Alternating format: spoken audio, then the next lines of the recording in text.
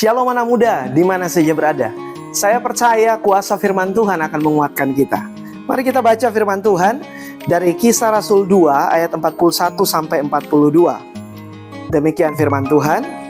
Orang-orang yang menerima perkataannya itu memberi diri dibaptis, dan pada hari itu jumlah mereka bertambah kira-kira 3.000 jiwa. Mereka bertekun dalam pengajaran rasul-rasul dan dalam persekutuan, dan mereka selalu berkumpul untuk memecahkan roti dan berdoa. Firman Tuhan yang kita bahas ini begitu menarik karena berbicara tentang sebuah komunitas baru yang terbentuk pasca peristiwa Pentakosta.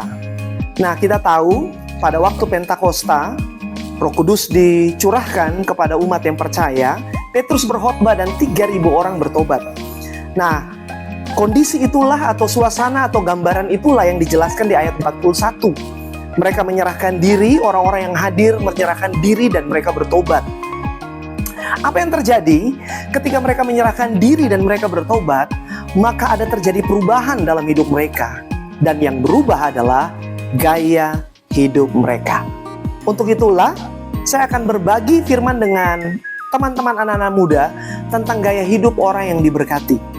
Nah, gaya hidup itu dalam terjemahan bebas artinya satu pola perilaku hidup keseharian.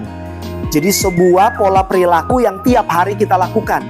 Nah, itulah sebabnya gaya hidup itu akan muncul, akan nampak dari setiap kehidupan kita dalam kita menjalani hidup tiap hari. Nah, anak muda yang diberkati Tuhan, hari-hari ini gaya hidup orang percaya sementara mengalami banyak perubahan.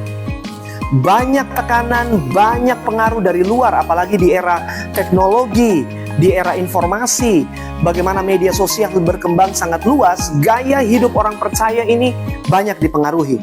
Nah, hari-hari ini ada 3 gaya hidup yang dunia tawarkan buat setiap orang, setiap siapa saja. Nah, 3 gaya hidup itu adalah yang pertama, egosentris. Gaya hidup egosentris adalah gaya hidup yang memusatkan perhatian hanya pada diri sendiri. Jadi yang penting kita enak, yang penting saya enak, yang penting saya berbahagia, yang penting saya menikmati hidup, yang lain tidak penting. Itu egosentris, di mana setiap orang hanya memperhatikan hidupnya sendiri. Teman-teman anak muda pasti lihat ada begitu banyak video-video bully, penganiayaan, video-video pemukulan, dan lain-lain. Nah, kenapa sampai itu terjadi?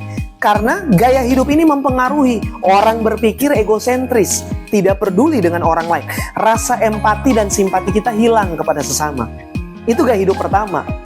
Gaya hidup yang kedua adalah flexing. Pasti ini tidak asing bagi teman-teman anak muda. Flexing adalah satu gaya hidup di mana suka memamerkan harta. Suka memamerkan harta benda. Makanya ada banyak influencer, banyak YouTuber, TikTokers yang suka memamerkan harta kekayaan mereka. Mereka bawa, mereka tunjukkan mobil, motor, harta benda, perhiasan. Itu semua mereka tampilkan semata-mata hanya untuk subscriber, hanya untuk orang memperhatikan. Jadi gaya hidup mereka itu betul-betul mereka pamer seluruh kelebihan mereka. Bahkan yang paling menarik, beberapa waktu lalu di televisi, di video juga keluar, ada ibu-ibu yang baru datang dari luar negeri, datang dengan begitu banyak perhiasan, begitu banyak atribut. Dan ketika beliau flexing atau memamerkan seperti itu, nah otomatis dong pemerintah akan lihat dan akan dicek apakah bayar pajak atau tidak. Nah, ternyata begitu dicek itu imitasi. Itu bukan asli, seluruh perhiasannya itu imitasi. Jadi benar-benar orang tuh berusaha untuk memamerkan, sekalipun cuma imitasi demi standar hidup, dihargai, dan lain-lain. Kemudian gaya hidup yang ketiga yang hari ini dunia tawarkan adalah apa? Hedonisme. Hedonisme adalah gaya hidup yang suka bersenang-senang. Itulah sebabnya orang suka ke clubbing, anak muda banyak suka ke clubbing, banyak suka berkumpul, hangout dengan teman-teman. Kenapa? Karena pengaruh hedon. Pengaruh di mana kita suka berkumpul, ketawa, bersuka-suka. Nah, 3 ciri gaya hidup yang hari-hari ini berkembang itu sangat jauh dari kebenaran firman Tuhan. Bahkan perkembangan hari-hari ini, orang yang hidup dengan gaya hidup kebenaran firman dianggap kuno, dianggap ketinggalan zaman. Tetapi kita tahu bahwa sebagai anak-anak Tuhan, kita harus jaga gaya hidup kita dengan baik. Mengapa? Saya tunjukkan ayatnya. Mengapa sebagai anak Tuhan kita harus jaga gaya hidup kita dengan baik? Nah, Matius 5 ayat 16 berkata seperti begini. Demikian firman Tuhan. Demikianlah hendaknya terangmu bercahaya di depan orang, supaya mereka melihat perbuatanmu yang baik dan memuliakan Bapamu yang di sorga. Jadi ternyata orang memuliakan Bapa bukan karena lihat apa, khotbah, pelayanan yang baik, suasana, fasilitas, bukan. Tapi orang lihat perbuatan kita yang baik. Nah, perbuatan ini ada hubungannya dengan gaya hidup. Bagaimana pola kehidupan kita tiap hari, itu yang diperhatikan orang. Makanya ada banyak orang tersandung dengan kehidupan. Tiap orang bahkan lebih miris lagi kepada banyak hamba-hamba Tuhan, banyak anak-anak Tuhan punya pola kehidupan yang menyandung banyak orang. Mengapa? Karena mereka tidak jaga pola hidup. Mereka tidak jaga gaya hidup. Untuk itu teman-teman anak muda, hari ini di ayat 42 firman Tuhan begitu menarik yang mengajarkan kepada kita ada pola hidup atau gaya hidup dari jemaat mula-mula. Gaya hidup dari orang-orang yang bertobat pada awal dan mereka mengalami perubahan total. Nah, gaya hidup mereka seperti bagaimana? Itu akan kita lihat di Kisah Rasul 2 ayat 42. Nah, Kisah Rasul 2 ayat 42, kalau kita memperhatikan gaya hidup yang pertama yang menjadi ciri khas orang-orang atau jemaat mula-mula yang bertobat adalah mereka bertekun dalam pengajaran rasul-rasul. Bertekun dalam pengajaran rasul-rasul itu bukan bicara cuma sekali. Kata bertekun artinya terus-menerus dilakukan, continue dalam seluruh kehidupan kita. Nah, mengapa bertekun dalam pengajaran itu penting? Karena banyak hari-hari ini ada banyak pengajaran-pengajaran sesat, pengajaran-pengajaran yang keliru, yang tidak sesuai dengan kebenaran Alkitab, yang coba disampaikan kepada banyak orang, bahkan mempengaruhi ada banyak anak-anak Tuhan. Hyper grace, teori hyper grace, teologi kemakmuran, dan masih banyak lagi. Nah, seluruh pengajaran-pengajaran itu disebarkan agar bisa membuat anak-anak muda tidak hidup dalam pola hidup yang baik, gaya hidup yang baik. Itulah sebabnya kenapa gaya hidup yang pertama adalah kita perlu ada bertekun dalam pengajaran, bertekun dalam pengajaran firman Tuhan. Jadi kalau misalnya kita ada di gereja lokal, terlibatlah dalam PA, terlibatlah dalam komsel di mana firman Tuhan dibagikan. Pergilah ke gereja. Jangan kita abaikan waktu ke gereja, karena di gereja kita mendengarkan firman Tuhan. Dan pengajaran firman itu pengajaran yang memberi kehidupan kepada kita.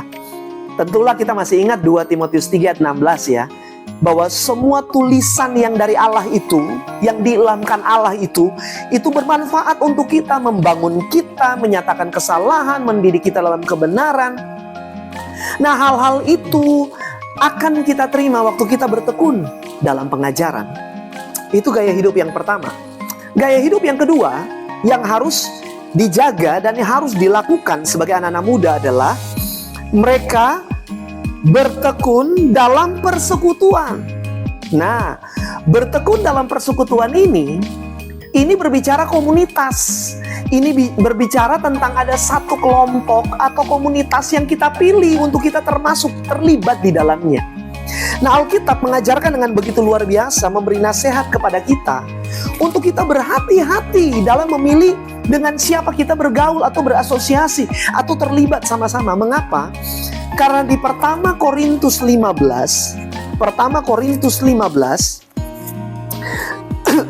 pada ayatnya yang ke-33, firman Tuhan berkata seperti ini, janganlah kamu sesat. Pergaulan yang buruk merusakkan kebiasaan yang baik. Pergaulan yang buruk merusakkan kebiasaan yang baik. Artinya jika kita salah bergaul, jika kita salah memilih persekutuan, memilih komunitas, itu akan merusakkan nilai-nilai baik dalam hidup kita. Dan itu berarti pola hidup kita, gaya hidup kita berubah. Nah, Teman-teman anak muda yang diberkati Tuhan, Alkitab mengajarkan dengan jelas di Mazmur 1, nasihat untuk berhati-hati memilih jalan, memilih persekutuan. Mazmur 1 ayat 1 dan 2. Firman Tuhan berkata seperti ini. Berbahagialah orang yang tidak berjalan menurut nasihat orang fasik. Bagaimana sampai kita bisa berjalan menurut nasihat orang fasik?